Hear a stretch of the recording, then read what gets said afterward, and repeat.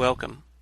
I'm Sebastian Mahfood, and you're listening to WCAT Radio, the on-air wing of En Route Books and Media, bringing you the dulcet sounds of Catholic wisdom.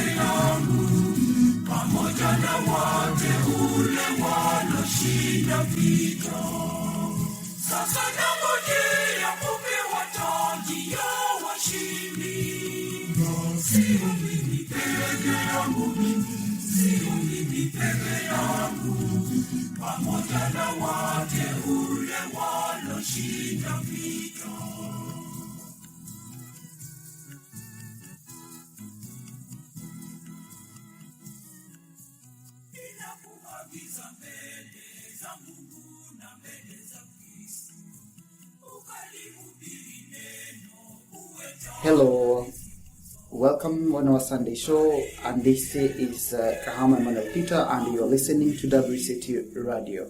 Welcome today, and we are going to have a friend. She'll introduce herself, and she'll tell us who is she, and later we are going to share with you on the topic we're going to discuss today. It will be a very interesting topic, and I hope everyone will love it. Mercy, you're welcome, and happy meeting with you today. Thank you. So you can introduce yourself, tell us who are you, where you're working, and then we can move on and discuss about our topic. Hello, dear listener. My name is Maina, a Catholic journalist based in Kenya and working in Kenya. Okay, you're working with the Catholic Church here in Kenya. Now, what is the entity are you working with specifically? I work with the Association for Catholic Information in Africa, that is ACI-Africa. It's an online Catholic news agency focusing on the Catholic Church in Africa, and it's a project of EWTN launched in Nairobi on August 17th this year. That's great. So you are specifically on which section or department? Basically, I'm a writer, a reporter, anything that comes with writing. Okay, that's very good. I am very, very happy having you today, and I've been here in Nairobi for the past 5-7 days, and I've got some times to go to different places. I've been in Kisii, and yesterday I passed around Kibera, one of the biggest slums in Africa. Okay, I see the place is improving, the place is getting better, though I really see still we really need to do some evangelization there, as poverty is still so much around. I don't know if you have done any coverage on your writings over the place or something. Well, so far we have been able to do something. We have focused on the work done by, we have some congregations based there. So we have given them coverage and what the activities they are involved in, and most of them it's all about helping and raising the levels of those who stay there in terms of education, healthcare, and also now even evangelization. Yeah, so we are doing something, and we hope we keep doing it. That's great. Yeah, I'm told that when I was there yesterday, one of the guys, the driver was driving me across the place. He was telling me this is one of the very famous slum in Africa, and it's not only famous but also very notorious. You can just be doing your business there without even having a business license, and nobody can even ask you about the care and stuff. Yeah, of course it happens. Being an informal settlement and one of the largest in Africa, as you have mentioned, of course illegal activities are meant to happen there. And interestingly, it's that some businesses are thriving there. You have people running businesses there and they are making a lot of money out of it. And most of it is because the government is not after them for licenses. The Kenya Revenue Authority is not running after them for taxes. So they're able to get away with a lot of things. And of course, again, that means also crime is very high there. Wow, that's right. Yeah. Yeah, thank you so much for the brief story about the situations around here. I'm happy seeing the roads are also very good, and I've been in Thika yesterday and also see a lot of good works. So I see the church and the government are trying to work together to make things work. Yeah, I can see so. In Kenya, the church, the Catholic Church and the government, they have always been in good terms. But of course, there comes a time the church has to stand up against the government. Recently, the bishops in Kenya launched a 6-month-long anti-corruption campaign. It's meant to fight corruption in Kenya, and basically the theme is I stand up against corruption. When the Holy Father was in Kenya in 2015, he talked of breaking the chains of corruption because it's a path to death, and basically that's what the motivation for the launching of the campaign. And we're hoping that through the initiative by the Catholic Church in Kenya, that we'll be able to do something about corruption. Wow, that's great. Anyway, thank you much for that. So today, as we said earlier, we are going to have a topic to discuss. We're going to share on the matters affecting we, the young people in Africa. And today we will be discussing on some of the issues, particularly on the issues of early marriages and pregnancies in Africa and in Kenya.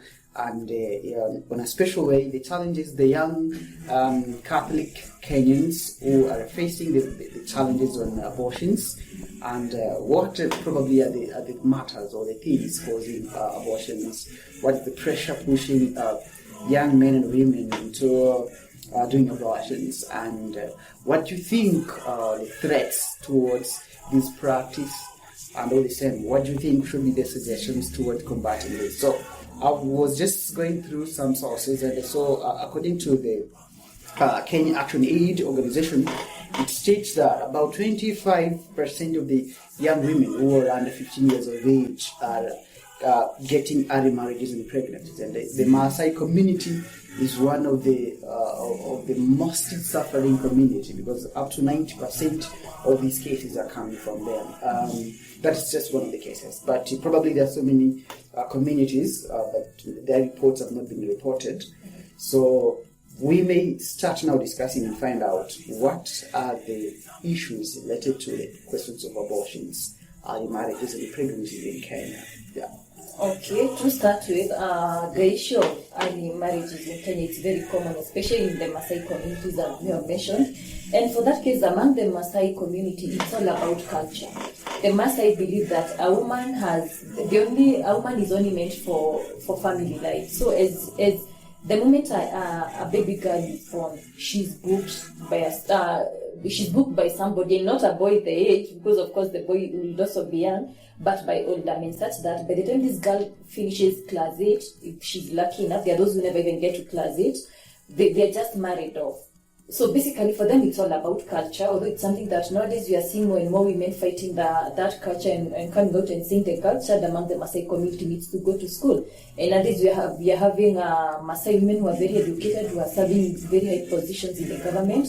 So we would say times are changing, but of course being a culture that is at the core of the people of the Maasai community, it means it's going to take time to change. But at least we can say we are somewhere where we were not a few years ago. However, even in other communities in Kenya, early marriages are still a challenge, and away from the Maasai who mainly it's because of culture, the other communities, I think I would call it it's all about the changing times. Because we are seeing a situation whereby some times ago, it was not common to find young girls getting married off. But nowadays it's very possible to find even girls after class 8, they are getting married off even before they go to school. And most of it's all about peer pressure. You have the issue of parenting. Parents are not mentoring their children anymore. They feel like it's the teachers who are supposed to do it. So there's that gap where the children do not have parents' love. You make decisions for yourself, you are left to learn some things from other people, from your peers. So at the end of it all, you end up making some decisions that are not good, and none of them is early marriages. With early marriages come with early pregnancies. In Kenya, it's not every time students about to sit for the national examinations, one of the stories they always assured of, it's a standard 8 student giving birth in the exam room, a Form 4 student giving birth in the exam room, a Class 8 student who is breastfeeding during the exams. And as in those are the stories they always assured of during exam. Wait. This is quite interesting. This is quite interesting. You mean now it has become part and parcel of the examination stories that Yes. the young girls in classes who are breastfeeding, or they're supposed to finish the exam and go fast to breastfeed and proceed the classes. Yes. That's a bit tricky. But now, what do you think should this go on, and what should be done at least to stop at least this part of seeing no student will proceed with such kind of behavior, breastfeeding at the same time and doing the exams? Do you think they are able to concentrate and do better in class? Of course, at the age they are not meant for motherhood. So even as they are doing their exams, they are also not concentrating, because I mean, these are 17, not even a 7, we're not talking even of a 17-year-old, a 13-year-old girl or something, or around that age, 15 years, and they are thinking of motherhood.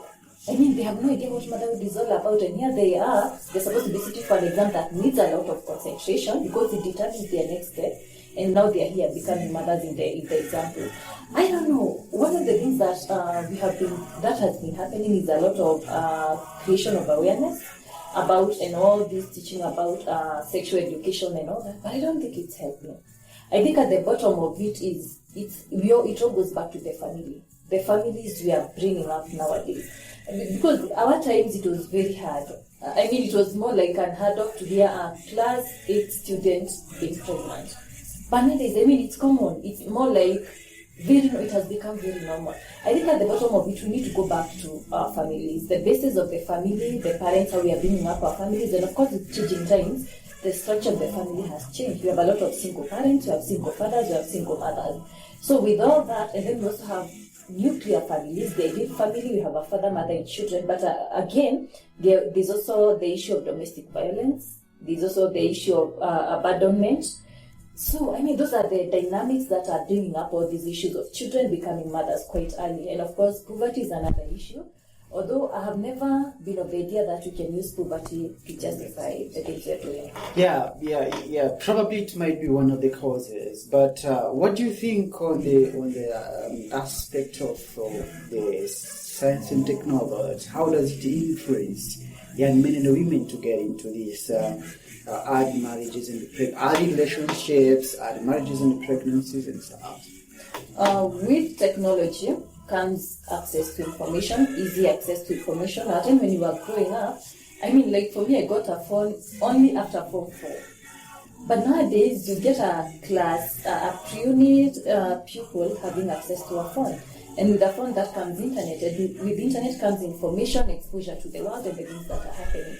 Most of the times, as parents, we have failed. You find that we don't limit what our children have access to. If it's TV time, the watershed hours, even what the content being aired in the watershed hours, that's I think from 5 a.m. in the morning to 10 p.m., it's content that has the ability to corrupt the morals of our young people. So you have children watching movies, soaps, which have a lot of adult content, and I mean they pick something from there.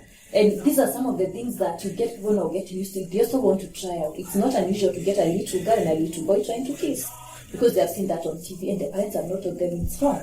So I mean, with that, we're able to access a lot of information. With phones, students who want to try out new things and peer pressure, they want to go to the internet, they start watching pornography, and before you know it, they are trying it out. So I think science and technology is also to blame for this. Yeah. Okay, so what do you think maybe should the law do? How do we try to control the content on the social media and on the internet? Because you see like these things we say, the videos which portraying people are kissing and pornographs and things of that kind. Mm-hmm. What do you think maybe should the Kenyan government do, or should the African countries do, at least to ensure the Western culture? We're not saying that the Western culture is all bad, but there's some aspects that are not ours. You know, I ever say is what differentiates us is our culture. The difference between us and the Western people is our culture. So without that, there will be no difference, because it's how we live and it's how we are realized. So what do you think maybe the African government should do to ensure we keep safe content and the generation is protected from all this? I think the main issue in that case would be the limiting of the content that's even aired on our TV stations and what is even available on the internet. Unfortunately, in Kenya we have the Kenya Film Classification Board. It's meant to classify content. What is meant for this hour, what is meant for this hour. We have the watershed hour from I think 5 a.m. in the morning to 10 p.m. in the evening. That means in that time, you cannot air adult content because the children are very active. They may be watching TV. But then from 10 p.m., you are free to air other content. But also that other content now, it's also limited. They stuff you can show. But now again, even in this content that's meant to be aired within the watershed hour, some of it is questionable. We have Nigerian movies, and though produced by Africans, has also a lot of adult content, and it insinuates a lot of sexual content. Then you also have the soaps. I mean, they fill in the programming schedule, and some of it, you look at it, I mean, I don't think there's a soap opera without a kissing scene, and a suggestive scene, and I mean, the children are picking from that. But unfortunately, the statutes, we have limiting that in Kenya. For the Kenya Film and Classification Board, they are limited by it, because they cannot, that content in that hour, you can only do so much about it. What comes in after 10? I mean, nowadays you have children who are as awake as 12 watching cartoon. The parents go to sleep, you leave the kids in the sitting room watching cartoon, and then they have the access to the remote, they have control of the remote. In the next minute, you don't know which channel they're going to be watching or what's going to be showing. So, I mean, it all falls on the government. It all falls on the government to make sure that the content we are watching, the content we are exposing our children to, the music that we are allowing in our country is also music that does not corrupt the morals of our children. Yeah, I see that. But now, do we have also an organization which is controlling the content in the internet? Because we have one dealing with the TV. Why then do we also do the same with the internet? We could do the same, although also now for the same board has the mandate to control what is being aired even on the internet, although those powers are limited. So I think what we'll be talking about is expanding their powers to allow them to even limit what is being shown on the internet. But again, for the internet, it also falls much on the statutes, the laws of the country. Because if we say we cannot, this song cannot be allowed to be accessed in Kenya, then you have to link up with the YouTube and the lights for them to be able to limit that song in their country. But now as it stands, the internet is free for everyone. And you find that even songs banned from being played publicly in Kenya, they are very accessible on the internet. You only need the name of the artist and then you go to the internet and you get the song there. So it's all about expanding the powers of this body. So far they have done quite a lot, yeah. They have banned some songs from Tanzania to be able to safeguard children. So I think if we were to expand their powers, I think that would be good. Yeah, that's right. Now we have the question of the contraceptives in the country. As you have said, we're having so many challenges of the young girls conceiving and all that. Do you think the situation of using contraceptives is so rampant in Kenya, and do you think it should really keep on being promoted? There's a time in Kenya, the issue of contraceptives, it was a non-issue among the young people. I mean, we all knew that it's meant for married people. We didn't even have an idea of what contraceptives mean. But nowadays we're having a situation whereby young people themselves, they have ability to access contraceptives, either by on their own with their partners or something. But even worse, you have parents purposely, intentionally take their children to take contraceptives. They take them to the hospital, they have the IUDs, they have they even getting them for them the 3 months injection to make sure they don't get pregnant. So as a parent, what are you telling your children? You can go do whatever you want, but please don't get pregnant. That's basically what you are telling them. It has become so rampant in Kenya, and that's why also we are seeing an influx of non-governmental organizations and donors who are funding local companies to promote contraceptives among the youth. And you have an upcoming conference in Nairobi in November, the ICPD 25, it's sponsored by the UN. It's the International Conference on Population and Development. Their themes will be 5, and one of them they'll be promoting is abortion, contraceptives, and all that stuff.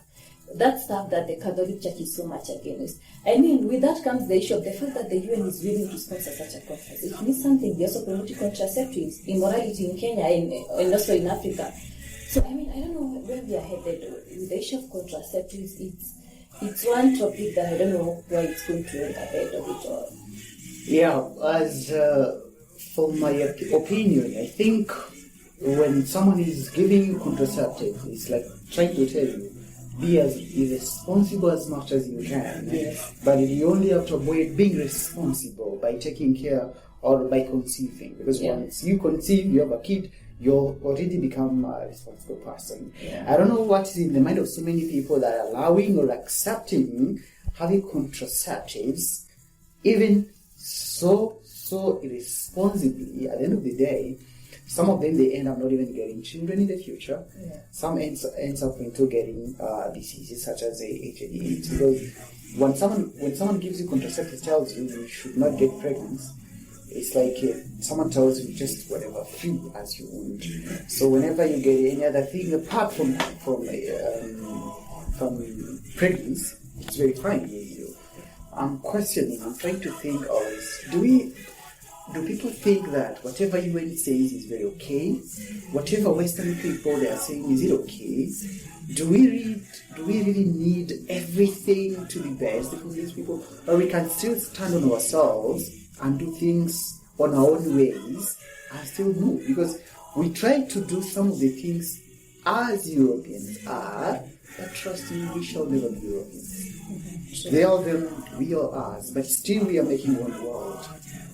What's the limit of all these things? Because I'm really worried about this. I don't know, what's your opinion on this?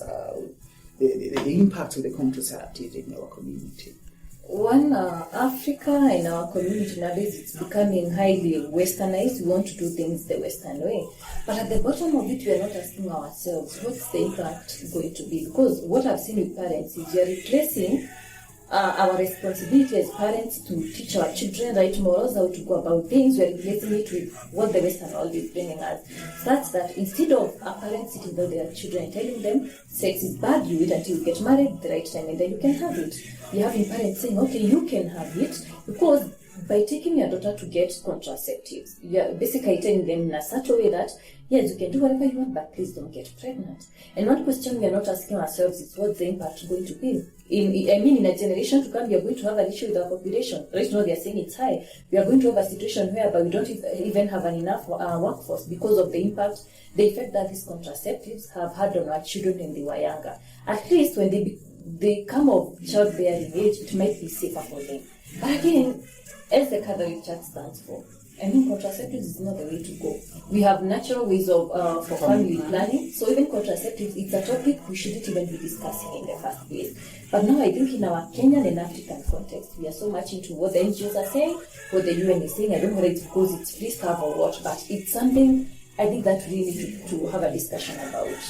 Yeah, I think we need to find a way to really communicate with these international entities on these things, because you find most of the people promoting these things. Yeah. I'm sorry, but I think some of them, they are really corrupt. Yeah. And they think freedom and justice is by doing whatever you want. Yeah. I ever say this time will come when someone will say, it's just for me to kill another person. Because it does not affect you. It's I and this person. Mm-hmm. So, because when we say, as long as what I'm taking does not affect you, then what is that? But if it's affecting another person, but also, I ever say sometimes, if you try to commit suicide and you survive, trust me, you'll be arrested. Yeah. Why? You wanted to kill yourself. It's something against yourself. Yeah. And the community is, we are social beings. No one is just there for oneself.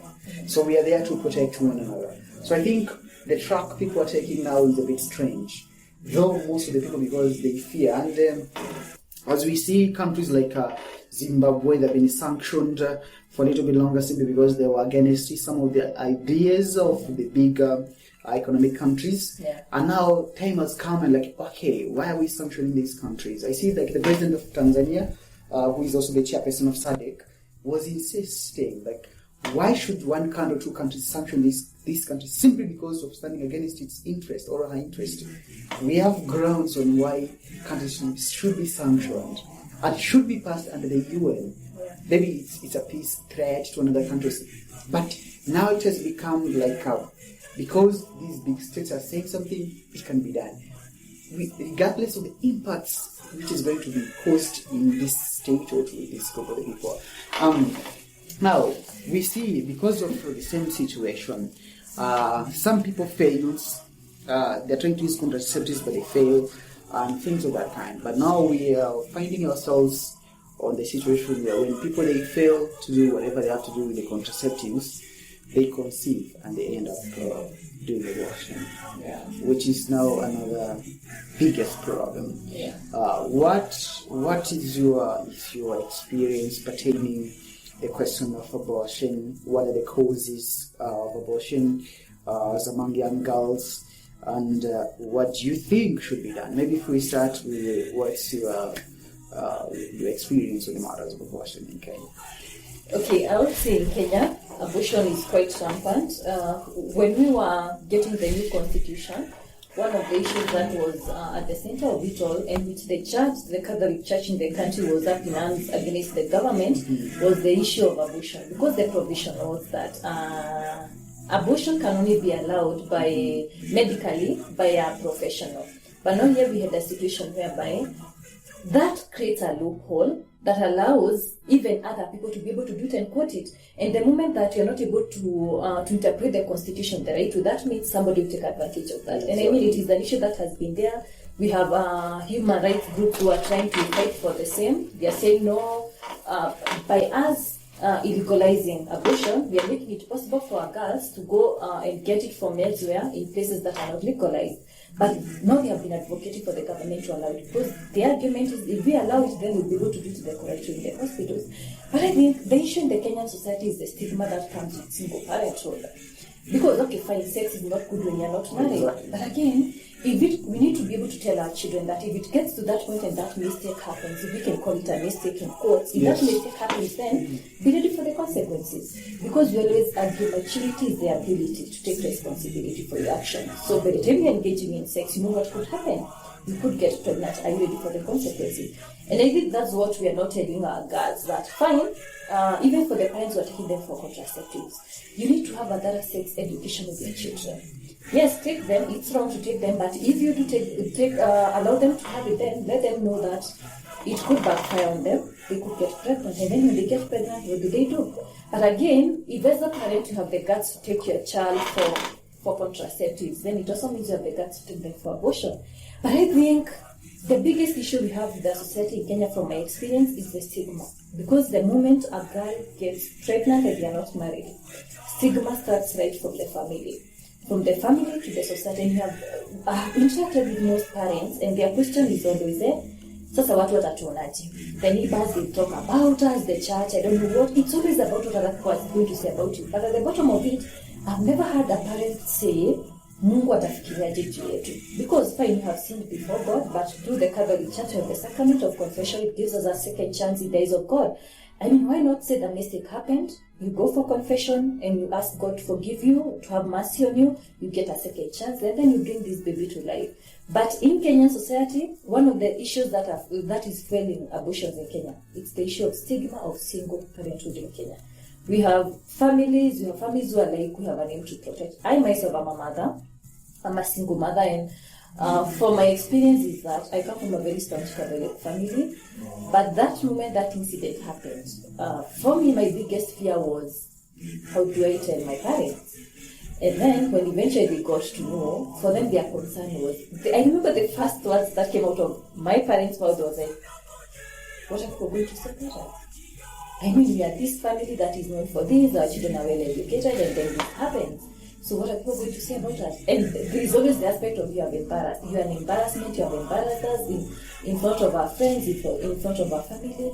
And in a certain way, you find people out of nowhere coming to be suggestive to you, maybe you should consider abortion and all that. They may not come direct, but can be good to tell this is what they are pushing for. And from that experience, I know the biggest thing that fuels abortion in Kenya and maybe in Africa, it's the stigma on single parenthood. Otherwise, if you would say, fine, it happened, let's embrace the single parents, the single mothers, then we would have young girls saying, fine, I made a mistake, but then I'm not willing to make a second mistake by going for abortion. So I think it's all about stigma of single parents. It's the way the society views single mothers that makes many women want to go for abortion, because from my experience, I've been able to help other girls make an informed choice, and most of them by forgo the idea of abortion. And most of them, when you talk to them the first time, there's always the fear of what watasema, that's what watasema. But I think as parents, we need to start telling our children, as you do this, you will do for the consequences. And the consequences include becoming a mother at that young age, going all the way through the labor pains and everything, and then bringing up a child. I mean, today, the people who were so much against I decided to bring up, to keep the pregnancy, they tell me we are proud of you. And I mean, the people who my family was so afraid of that would speak, the people who say, at least so-and-so's daughter, she kept the baby. She's unlike other girls who have gone for abortion. I come from a village where almost in every family, there's an abortion. You can tell somebody has procured an abortion, somebody can't get a child because they did some abortion. I mean, at the end of it all, it's about stigma. What the society thinks about single parents. I mean, we are very okay fighting mothers who are single parents, and yet praising the girls who are single, but we don't know how many abortions they have procured. We have men who have nothing good to say about single mothers, but they have everything nice to say about the slave queens, the single girls, and I know to them these girls have procured 5 or so abortions. So I mean, for me, the question is always, which is the lesser evil? Do an abortion and sin before God, or keep the baby, at least be in the good eyes of God, and then against the community? For me, it's always a question, which is the lesser evil. I've loved the way you captured it. You see, it seems the foundation of all these things, it's like trying to please the community. Yeah. But I think in the social ethics, we say it does not mean whatever people would wish or would say, even if there are 100 of them, it means that thing is good. Sometimes you might be doing something and it looks bad in the eyes of all the people in the community, but it's still that is the best way to go forward. I see this that part of the psychological strengthening of the people who are suffering or they're getting these early marriages and pregnancies. They get nowhere as a base to be supported to stand with the situation, but they are getting the other side, which is only pushing them to procure abortion. I think this is not only happening to the people who are young ones, but even to the people who are married. Yeah, I think, I don't know what your experience, if you've ever heard about the same thing maybe to the people who are married in the country, like also they are also doing the same. Like in the HIV/AIDS cases, to countries like Tanzania, you will hear most of the people who are HIV/AIDS are married couples, and you question why and how they're married, but they're still having AIDS. I don't know what the situation here in Kenya about the married people who are killing abortion. Yeah, it's also it's an issue that has raised concerns in Kenya, whereby initially abortions are made for young girls who are not ready to become mothers, but they are sexually active. But now it has even affected the marriages. It's not uncommon to hear women ranting, even anonymously posting on social media that I'm in this mess, my husband wants me to go for an abortion. And I mean, and some of you ask them why. He says he's not ready for another child, we don't have the ability to raise up another child. However, we also have women who get pregnant in marriages by their husbands, but again, they don't want to keep the baby they say, I'm not ready to raise another baby, my body is going to get out of shape and all that, I'm tired of giving birth. Also, we have the issue of infidelity in marriages. A woman goes out, has an extramarital affair, she becomes pregnant. She's unable to set up the husband to be the one responsible. So what does she do? She just goes for an abortion. So yes, it's an issue that's common in Kenya also. Yes, so maybe what would be your suggestion as you took a very hard way, I can say, because everybody was against you, but you still took the way forward. And today, people are proud of you, and the people, they would even keep it quiet, but they would be praising you inward, saying, maybe you should be the best. Yeah. And some they would be struggling to get a kid as the way you have one, because you never know, maybe you would abort the kid and that's the only kid you would have probably. So what do you think we should do as in helping the situation that where people are facing these challenges and they've got nowhere to go and seek for advice? Do you think it's the right time for us to have maybe a desk or something like trying to bring people as an open space without condemning them, to remove the stigma, without finger pointing on them, without claiming them that you are bad or they come and we talk with them, friend, as Christ said, come to me and I will lift up the yoke. As in, will help you now moving off. Like we need to have something like a desk of hope or something like that, where people they may go in and discuss and share and advise whether they have already committed abortion, they are in the pre-process to procure abortion, and that. What do you think about that? Well, I think one of the things we need to do is create awareness about the issue of abortion. Huh? Because most of the girls who go for abortion, I'm in a Telegram group whereby people confess anonymously to the things they have done. One of the topics that is always discussed is the issue of abortion. And you have women saying, I didn't know what abortion is all about. And I went for it. The pain, the trauma, the guilt, I never gotten over it.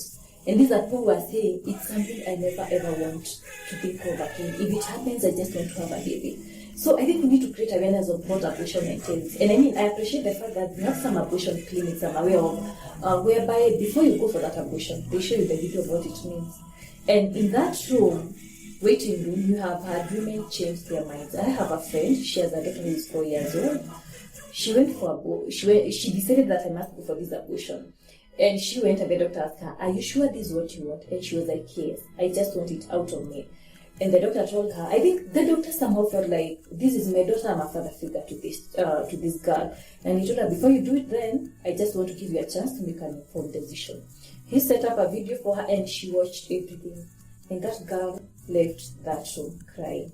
It's just a clip of a few minutes, but it changed her life and the life of that child, and saved the life of that child. So I think, one, we need to create awareness of what abortion entails.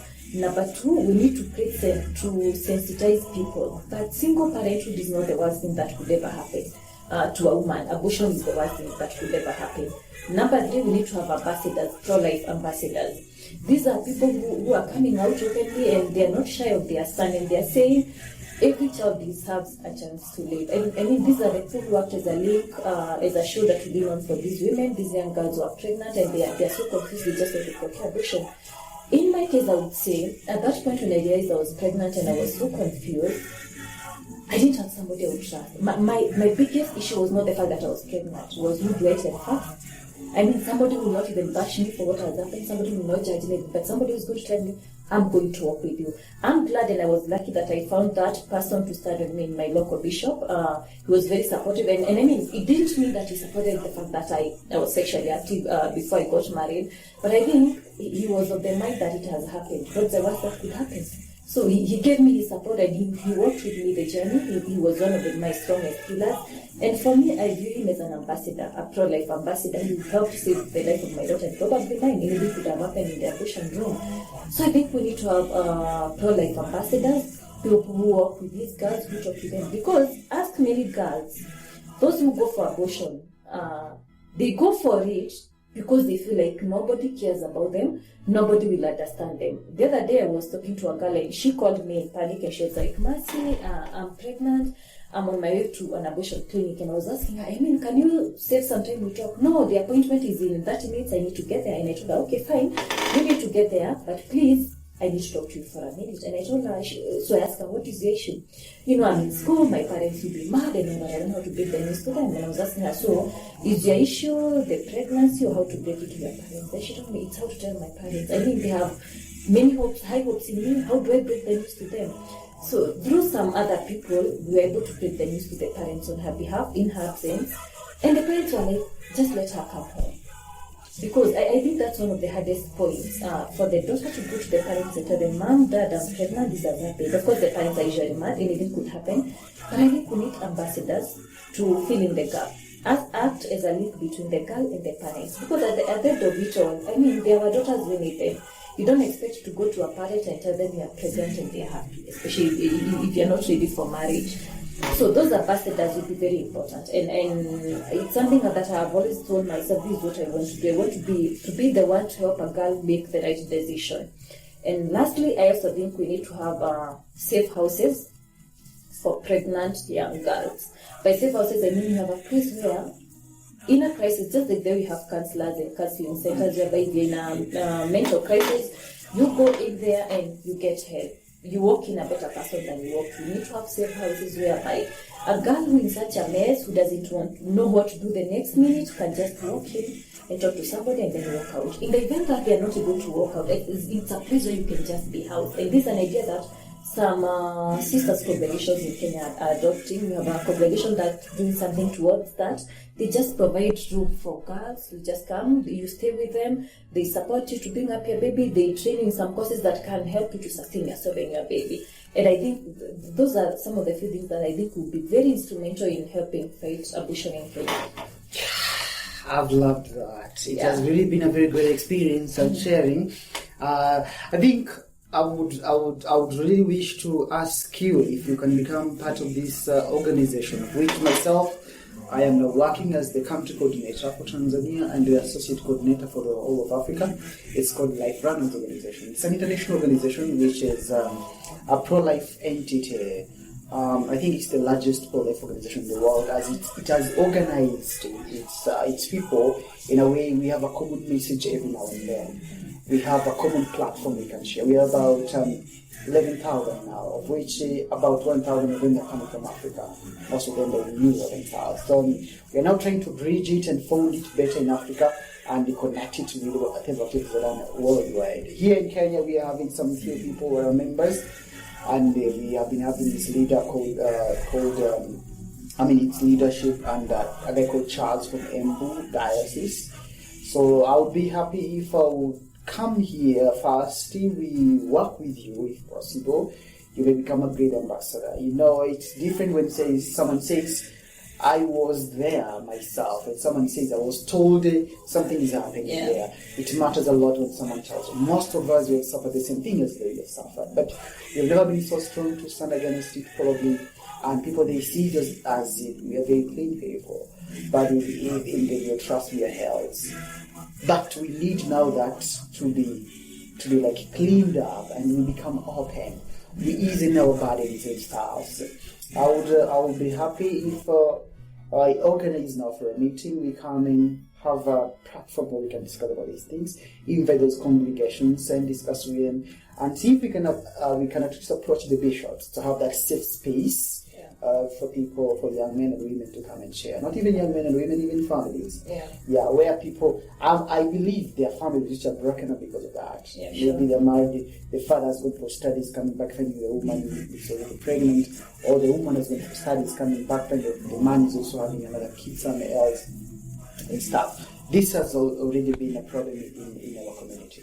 We are not saying we are there to promote these irresponsible things, but we need to see how we move together, even when one of us is gone astray. How do we go back together in that? But I have always been questioning myself. Let's say now I've married you, Marcy, and your father coming back and I find you pregnant. How do I take it? It's ever hard. And finding you with the kid of someone else, it's something very hard. But you know what? I've always been thinking, it's only through the love of God. Because it comes in as a question. Should I kill the kid or kill the mother? Or I just take the same burden with love and forgiveness, and at the end of the day it lifts up me, because we say forgiveness is one of the hardest practice in the world. But once you go through it, you become the most happiest person ever. So it becomes like we do this not because you're not capable of doing anything, but we only act with love. You do it with love, everything becomes very simple and possible. I think it's one of the very important things we should do. Maybe if I would be having much time, we would visit the sisters and see what they're doing. Probably even some congregations of the brothers or the priests, or even the assistants officers that would be ready to do this. I met with His Eminence, the Cardinal of Israeli in January, and he expressed a lot of love to the children. And he told me he's having mercy every year with the kids, I think at Sonia, something like that. And he meets with the kids, talk with them and experience with them. I think these are the people who should run to them and ask them to support the protection of the unborn kids. So I don't know when are we going to organize this, but I think we will need to have something here. and see what we can do. We need to stabilize and strengthen the pro-life movement here in Kenya. At least it may help saving the life of a few people who might be the very important people in the future and stars. Otherwise, what is your comment as in the matters of the contraceptive abortion and the future of the church and the future of Kenya? Well, on the issue of contraceptives, I think somebody called me a notorious Catholic because I'm so much a believer in the social teachings of the church. And one thing, I don't believe in contraceptives. One, they're not 100% effective. And again, the moment that you're using contraceptives, it also means you're doing it to the wrong person. So you actually don't even need them. On the issue of abortion, I think, as you mentioned, we need a strong national and active movement that will be able to promote pro-life options. Like we say, when you are pregnant, the mistake happened, you cannot make a second mistake by procuring an abortion. And I think such a movement will be very helpful because it will bring in people like me who have been there. You are telling the others, I was there, I made it, you can also make it. But we also need to bring in more young people who are at risk of becoming pregnant and also procuring abortions, because by being in that movement, we influence them in a positive way. I made a mistake, learn through my mistake, don't you to make your own mistake. And then on the issue of the church, I think the church is growing quite well, and I appreciate the fact that in Kenya, in Africa, the church is opening up to more options. I mean, the issue of safe houses is not an issue that was common quite before, but now we are getting even congregations warming up to the whole idea. I mean, like me in my case, the support came from my bishop. The one person, that time I needed a person to stand with me, that came from my bishop, and it also means something, and he's very passionate about children. Today he keeps telling me, like, I need to see your daughter, she is my daughter, I need to see her in place. So I mean, those are the people we need to reach out for and have their support.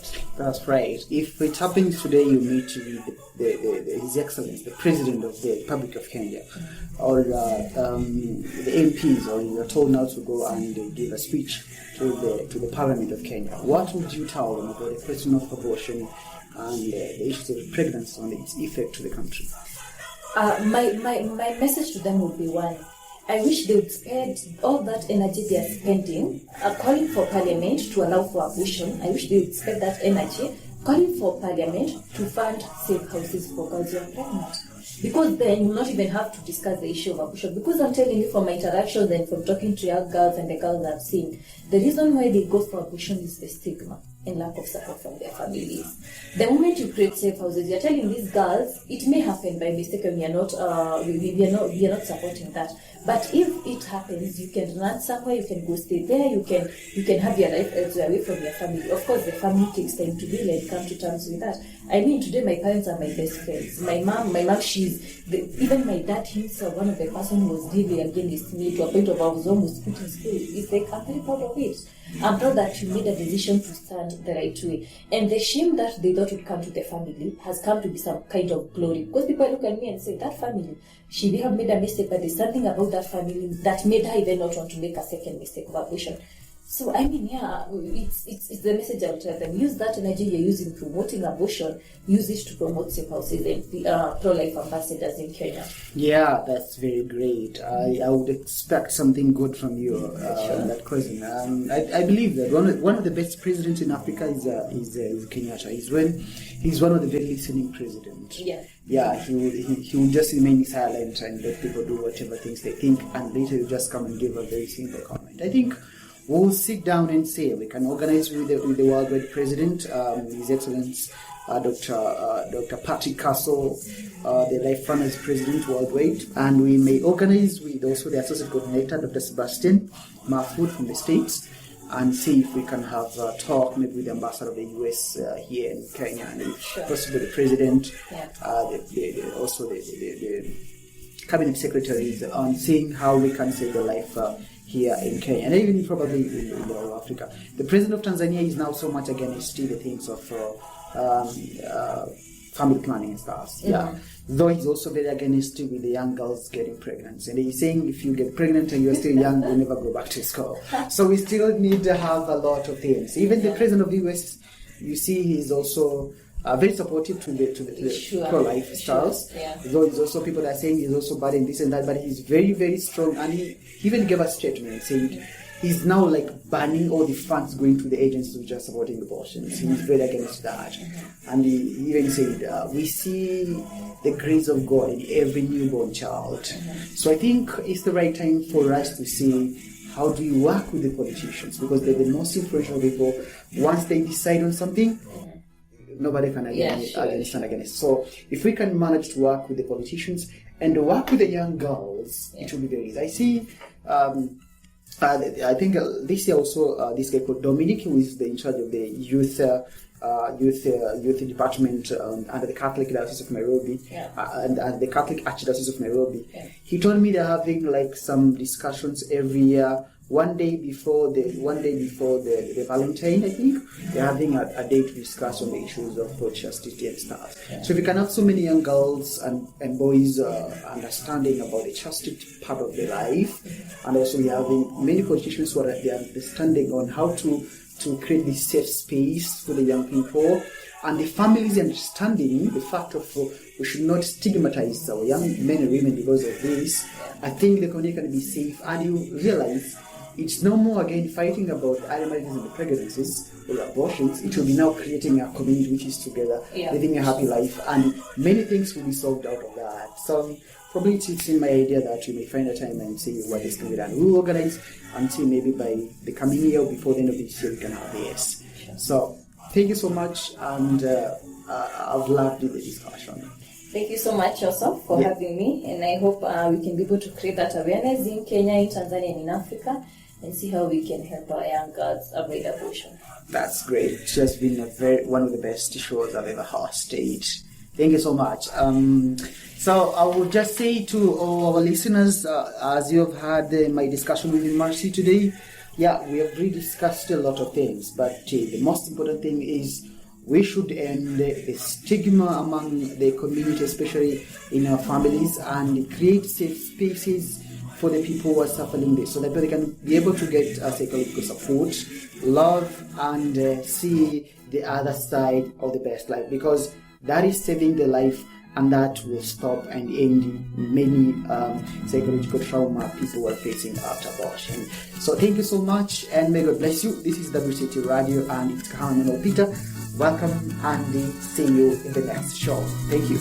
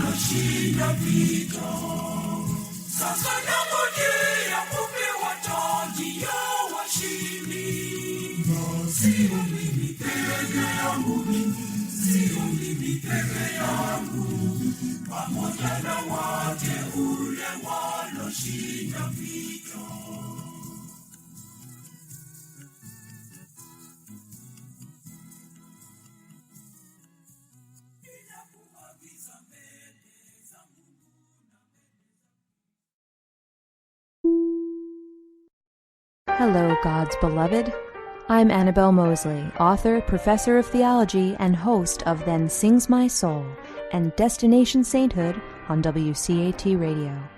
I invite you to listen in and find inspiration along this sacred journey we're traveling together to make our lives a masterpiece and, with God's grace, become saints. Join me, Annabelle Mosley, for Then Sings My Soul and Destination Sainthood on WCAT Radio. God bless you. Remember, you're never alone. God is always with you.